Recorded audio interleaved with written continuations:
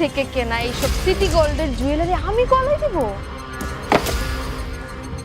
জামাইকে নিয়ে কালকের ভিতরে আমাদের বাড়িতে চলে আসবে, ঠিক আছে? পোশাক দেখে মানুষকে বিচার করা যায় না। চুপ কর, বেয়াদব কোথাকার! বাপের মুখে মুখে তর্ক করার কোন সাহস? হ্যাঁ, ও এমন অপমানিত হবে যার কোনোদিনও এই বাড়িতে আসতে চাইবে না। নিশ্চয়ই এরা চুরি করে নিয়ে এসছে।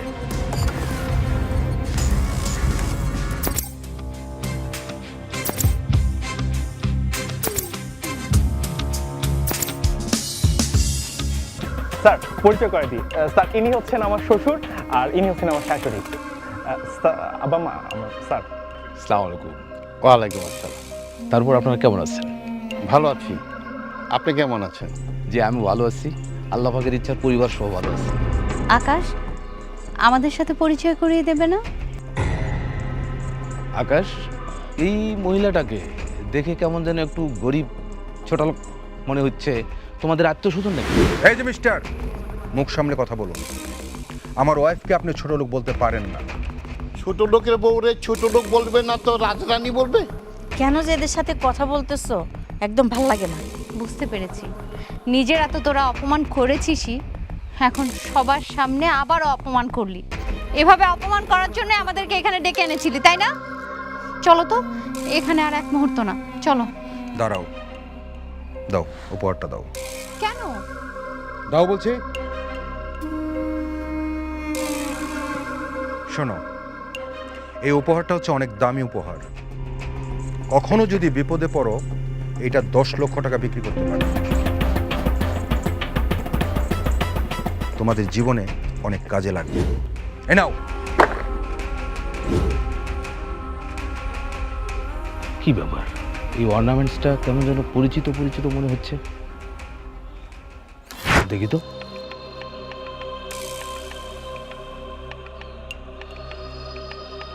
চলো। আয় দাঁড়ান।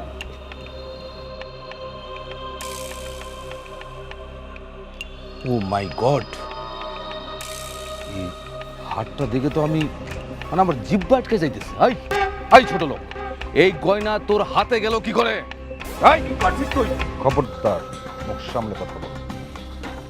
একদম মেরে ফেলবো। তোর কত বড় সাহস আমাদেরকে বাটপার বলিস? স্যার এটা কি বিশেষ কোনো হার? বিশেষ মানে কি বলছো তুমি? এই হাত আমি নিজ হাতে কিনেছি।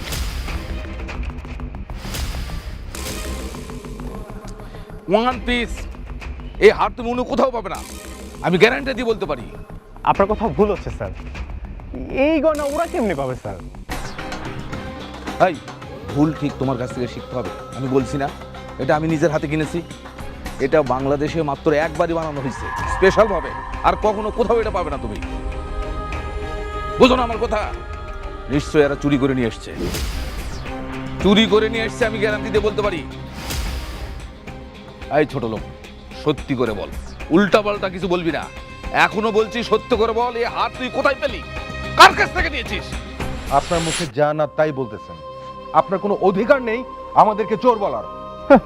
চোরের মার বড় গলা, তোরা এই হার কই পাইছস বল?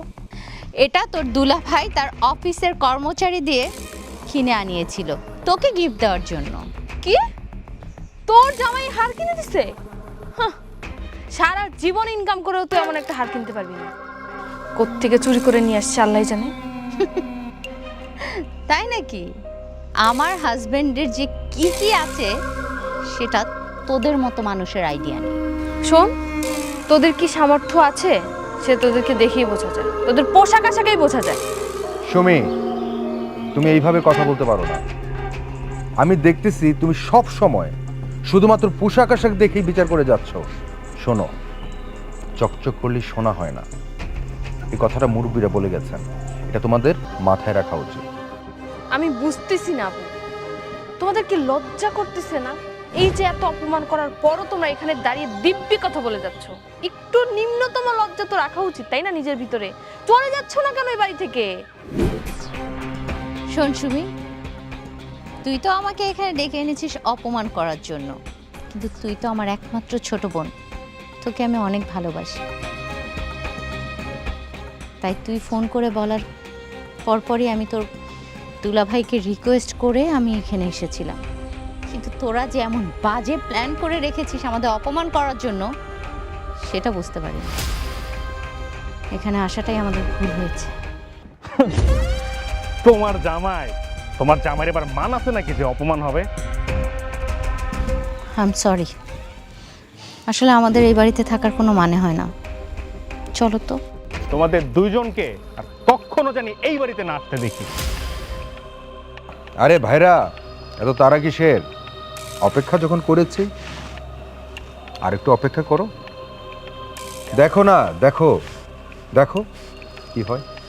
কিরে, তোদেরকে এত অপমান করার পরে এখানে দাঁড়িয়ে থাকবি? আম্মা, অপেক্ষা যখন করেছি আর একটু করেন না, দেখেন না কি হয়। আর এইভাবে যদি আমরা চলে যাই তো সারা জীবন তো চোরের অপবাদ নিয়ে থাকতে হবে। দেখছেন দেখছেন সার্কাসের ভার নিয়ে আসছি, ভার। মজা লাগতেছে না? খুব মজা লাগতেছে না? নির্লজ্জ কোথাকার।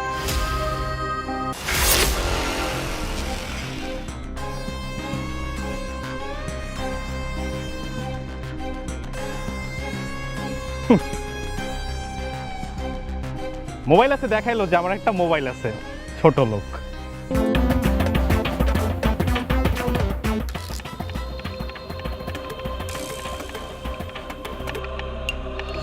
স্যারের মেসেজ? স্যার, কোনো সমস্যা?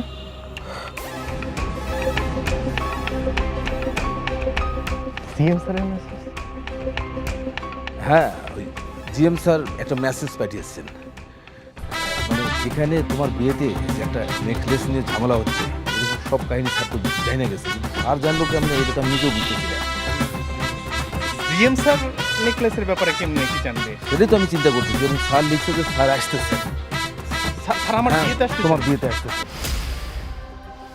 তাইলে স্যার এই নেকলেস এই ছোট লোকের বাচ্চা চুরি করছে? চুরি তো করছে, এবং স্যার আসলে কি যে ব্যবস্থা নিবে, মানে কি হবে সেটা আমরা সচক্ষে দেখব। ওরে বাটপার, তুই আমার সিও স্যারের শালিকার জন্য কেনা, আমার হাতে কেনা এই নেকলেস তোর শালিরে উপহার দিতে আসছিস, তোর যে কি হবে রে? কার কি অবস্থা হবে তার সময় হলে দেখা যাবে। চুপ কর, বাটপার কোথাকার। হবে একটা কথা বলবে না, চোরের মায়ের বড় গলা। এই, এক কাজ করো না, পুলিশকে খবর দাও। উচিত, পুলিশকে ফোন দেওয়া উচিত। এদের শরীরে তো মানুষের চামড়া নাই, এগুলো সব গন্ডারের চামড়া। এত অপমান করতেছে, তারপরে যাওয়ার নাম নাই। এদেরকে দেখে কি আপনাদের খারাপ লাগতেছে? বাবা দেখছো এই দুইজনের জন্য কত ঝামেলা হচ্ছে, আমার বিয়েটা পর্যন্ত আটকে আছে। এর একেবারে বড় বোন, আমার শত্রু একটা, এখনো যাচ্ছে না। নির্লজ্জ বেহায়া কোথাকার। যারা আমাকে সম্মান নিয়ে খেলছে তাগো অপমানে আমাকে খারাপ লাগবে কেন? ভালোই তো লাগতেছে। হ্যাঁ, ভালো লাগতেছে। আপনাদের ভালো লাগার জন্যই তো এত কিছু, তাই না? না, মজা আছে, আছে মজা। আমাদের ডেকে এনে এভাবে অপমান করতে খুব ভালো লাগছে, তাই না? খুব হাসি পাচ্ছে। এর জন্য একদিন পস্তাতে হবে, আর সেই দিন আমি দেখব এই হাসি কোথায় যায়। ঠিক আছে, সেই দিন দেখার জন্য অপেক্ষা করব, কিন্তু ততদিন পর্যন্ত তোরা হয়তো আর বেঁচে থাকবি না। চোর কোথাকার। আমার মনে হয় কি জানিস সুমি, সেই দিন আর বেশিক্ষণ বাকি নেই। সেটা আমি কিছুক্ষণের মধ্যেই দেখতে পাবো। তোরা একটু চিন্তা কর যে তোদের কি হবে। আমি এদেরকে এত ভালোবাসতাম, এদের জন্য এত কষ্ট পেতাম, আর এরা আমার সাথে, আমার স্বামীর সাথে কি বাজে ব্যবহারটাই না করলো। লতা, মন খারাপ করো না, ধৈর্য ধরো, সবকিছু ঠিক হয়ে যাবে। আর কত বলো, তোমার এত অপমান অপদস্থ আমি আর মানতে পারতেছি না।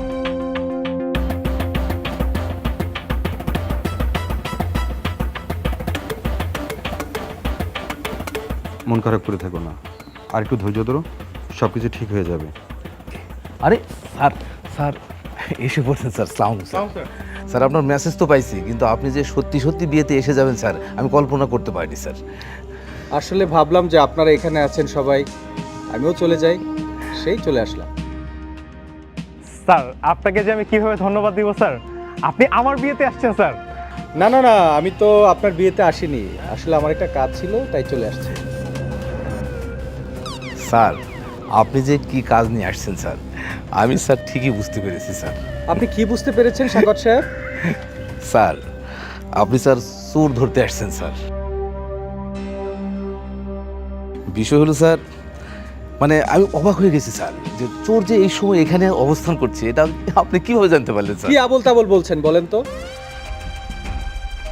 আপনার যে নেকলেসটা স্যার, এই যে স্যার, এই নেকলেসটা কিনে দিয়েছিলাম স্যার, ওই নেকলেসটা এই বাটপার স্যার চুরি করছে স্যার।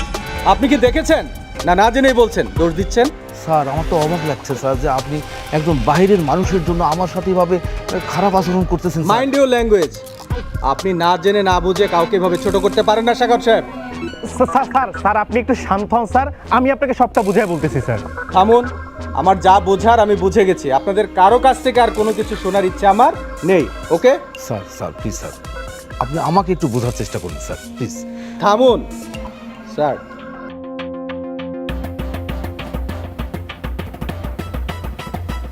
স্যার আমি খুবই দুঃখিত, আসলে আমার আসতে একটু দেরি হয়ে গেল, এই জন্য আজকের এই অনাকাঙ্ক্ষিত ঘটনাটি ঘটেছে sir. I am really sorry.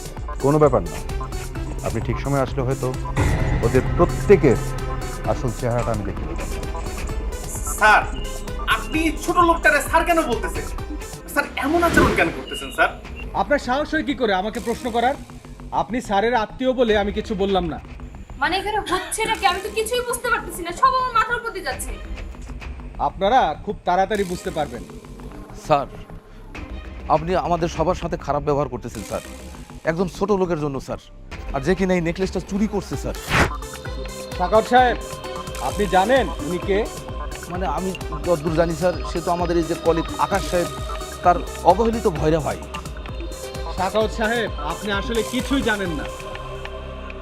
আসলে উনি আর কে গ্রুপ অফ ইন্ডাস্ট্রির মালিক, মানে আর কে রানা খান।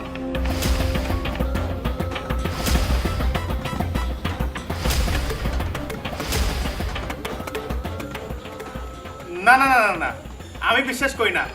আপনারা আমার বিয়ে উপলক্ষে মজা করতেছেন না? কেন, আপনি কি আমার বেয়াই হন যে আপনার সাথে আমি মজা করছি? ওই ছোট লোকটা আপনাদের বস হতেই পারে না। স্যার আমি বিশ্বাস করি না স্যার, এই ছোট লোকটা আমাদের বস হতেই পারে না স্যার, আমি মানি না স্যার। আচ্ছা সাগর সাহেব আপনি বলুন তো কেন মনে হচ্ছে যে উনি আমাদের বস হতে পারেন না? আপনি দেখতেছেন না তাদের পোশাকের কি অবস্থা? যদি সে আপনাদের বস হতো তাহলে কি তার পোশাকের এই অবস্থা থাকতো? হাই ফাই থাকতো, দেখেই বোঝা যাইতো যে সে আপনাদের বস। মা, আমার হাজবেন্ড তো তোমাদেরকে আগেই বলেছিল পোশাক দেখে তাকে বিচার করতে না। স্যার আপনি এই কথা বলতে পারেন না স্যার, উনি আমাদের কোম্পানির মালিক হতে পারে না স্যার, এটা আমি মানি না স্যার। আপনাকে নিশ্চয়ই টাকা দিয়ে ভাড়া করা এইসব কথা বলায় নিতেছে স্যার, কিন্তু একটা কথা মনে রাখেন স্যার, আসল মালিক যদি এই কথা জানতে পারে যে আপনি এইসব কথা বলছেন আমাদের সামনে, তাহলে কিন্তু আপনার চাকরি থাকবে না স্যার, কথাটা মনে রাখেন। দেখুন আমি আপনাকে পার্সোনালি কিন্তু চিনি না, কিন্তু আমার চাকরির কি হবে কি না হবে সেটা নিয়ে আপনাকে না ভাবলেও চলবে। ওকে স্যার দয়া করে একটু বলবেন কি আসল ঘটনা কি? আচ্ছা আপনি তো আমাকে ভালো করে চেনেন তাই না? তাহলে আমি কি বলছি সেটা তো অবশ্যই আপনি বুঝতে পারছেন, তাহলে তো না বোঝার কিছু নেই এখানে। আসলে কি জানেন, সবার আসল চেহারা আমার চোখের সামনে চলে এসছে তো, তাই মাথা আর কাজ করছে না। আপনার আসল চেহারা তো আমরা অনেক আগেই দেখে ফেলেছি। আপনি তো আসলে একটা চোর। থামুন, আপনি কার বিরুদ্ধে এমন অপপ্রচার দিচ্ছেন?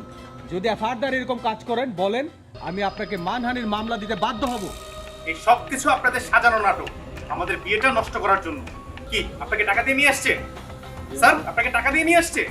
তার মানে আপনি আমার কথা বিশ্বাস করছেন না তাই তো? না, আমি আপনার কোনো কথা বিশ্বাস করছি না। করছি না। এর জন্য আপনাকে কিন্তু শাস্তি পেতে হবে। এ আপনি যা পারেন করেন, আমি এই সব বিশ্বাস করি না করি না করি না। আচ্ছা আজকে থেকে আপনি আমাদের কোম্পানিতে যে সুযোগ সুবিধাগুলো পেতেন, আজকে থেকে আপনাকে বিনা নোটিশে চাকরিচ্যুত করা হলো। ওকে?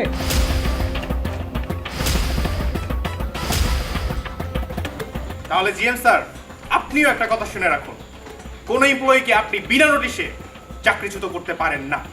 ও আচ্ছা, আপনি এখনো বুঝতে পারছেন না আপনার অপরাধ কি? স্যার আমি তো এমন কোনো অপরাধ করি নাই যে আপনি আমাকে চাকরিচ্যুত করবেন। আপনার অপরাধ, আপনি আমাদের স্যারকে ডেকে এনে এভাবে অপমান করতে পারেন না। স্যার আপনি বাইরের ব্যাপারটা অফিসে টেনে নিয়ে যাচ্ছেন কেন? আপনাকে চাকরিতে যখন নিয়োগ দেওয়া হয়েছিল তখন স্পষ্ট উল্লেখ ছিল যে আপনি যদি কোনো খারাপ আচরণ করেন তখন আপনি বিনা নোটিশে চাকরিচ্যুত হবেন। এবং সেই মর্মে আপনাকে চাকরিটা দেওয়া হয়েছিল। কিরে, তোদের সবার চেহারার এই অবস্থা কেন?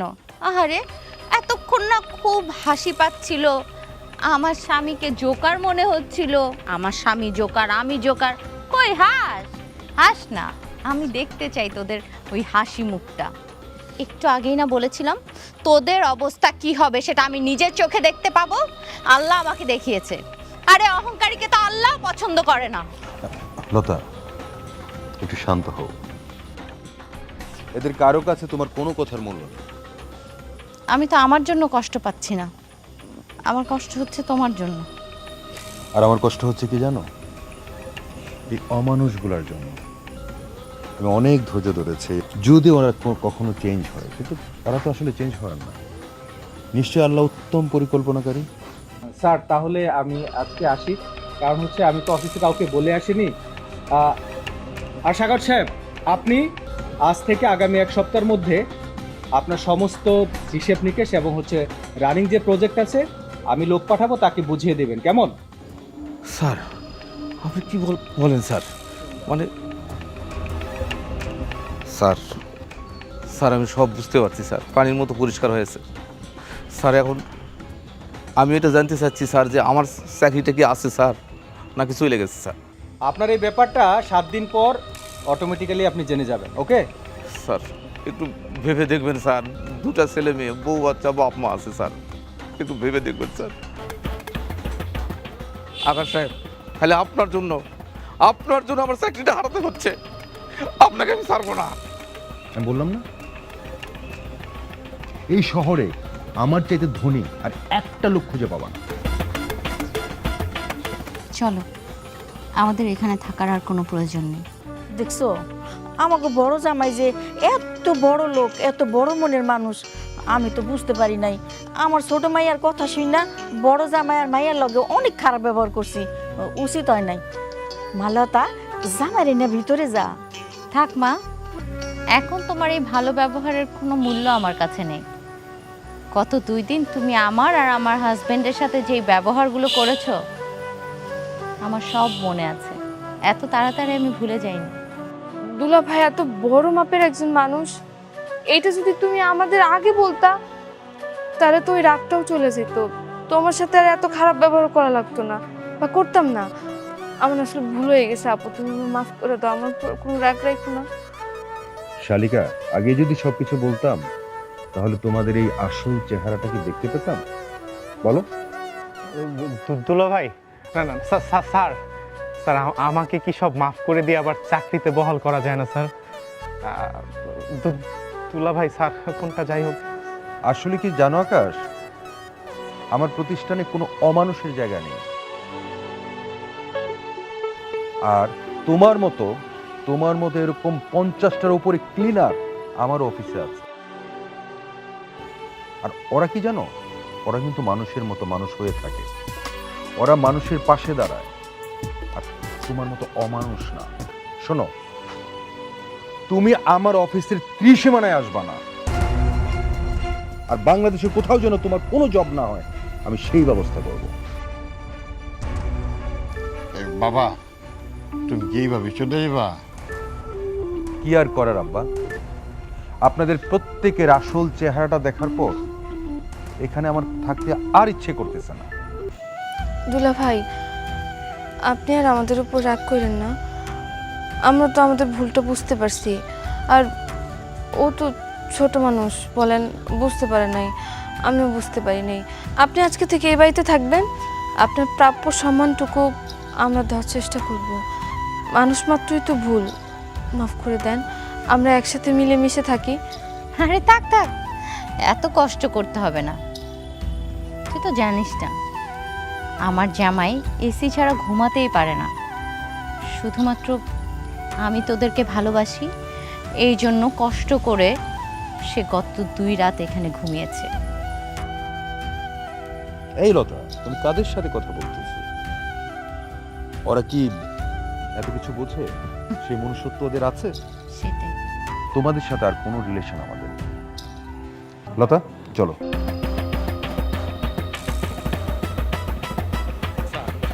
কি হচ্ছে স্যার? আরে রাখেন তো আপনার স্যার, আমার চাকরি গেল।